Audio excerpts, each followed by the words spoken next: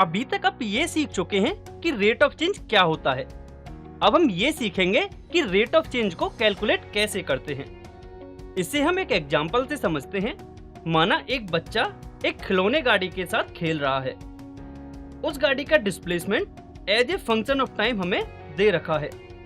पहले 2 सेकंड में हम देख सकते हैं कि डिस्प्लेसमेंट बढ़ रहा है, विच मीन्स बच्चा उस गाड़ी को आगे की तरफ धकेल रहा होगा। फिर हम देखते हैं कि डिस्प्लेसमेंट की वैल्यू घटने लग जाती है।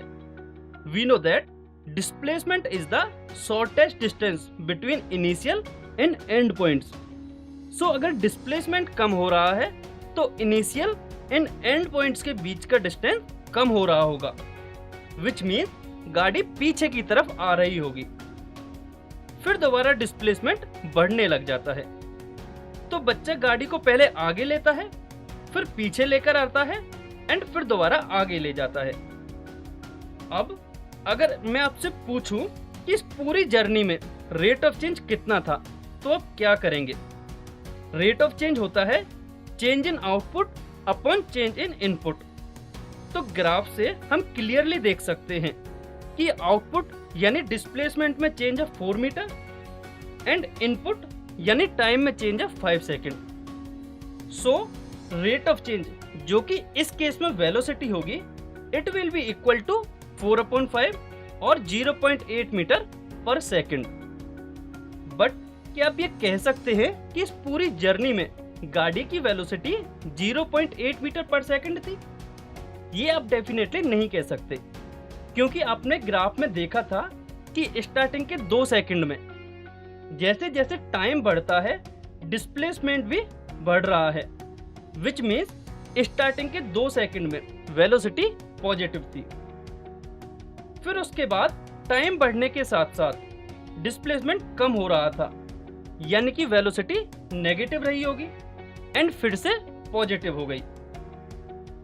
एंड हर इंस्टेंट पर वेलोसिटी की वैल्यू अलग अलग हो सकती है, विच मीन्स हम ये तो नहीं कह सकते कि पूरी जर्नी में वेलोसिटी 0.8 मीटर पर सेकंड थी। तो फिर ये 0.8 मीटर पर सेकंड हमें क्या बता रहा है? ये हमें बता रहा है कि इस पूरी जर्नी में गाड़ी की एवरेज रेट ऑफ चेंज और एवरेज वेलोसिटी 0.8 मीटर पर सेकंड थी। बट किसी पॉइंट पर यदि हमें गाड़ी की रेट ऑफ चेंज और वेलोसिटी पता करनी हो तो हम कैसे करेंगे? अभी तक हम पढ़ते आ रहे थे एवरेज रेट ऑफ चेंज, जिसमें डेल्टा एक्स एक बड़ा इंटरवल होता है एंड डेल्टा एक्स के करस्पॉन्डिंग डेल्टा वाई हमें मिल जाता है and average rate of change होती है delta Y upon delta X. हर इंस्टेंट पर क्या हो रहा है ये पता करने के लिए हमें डेल्टा एक्स को एक बहुत छोटी वैल्यू लेना होगा dx, जिसके करस्पॉन्डिंग आउटपुट में हमें चेंज मिल जाएगा dy and dy by dx हमें ये बताएगा कि किसी इंस्टेंट पर रेट ऑफ चेंज कितना है।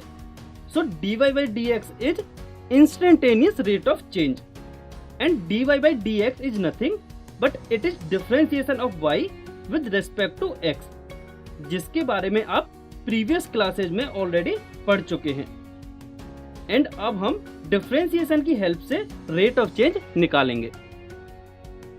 अब यहाँ यदि हम ग्राफ को दोबारा एनालाइज करें तो हमने देखा था कि स्टार्टिंग के 2 सेकंड में ग्राफ इंक्रीजिंग है, मीन्स टाइम के साथ साथ डिस्प्लेसमेंट भी बढ़ रहा था।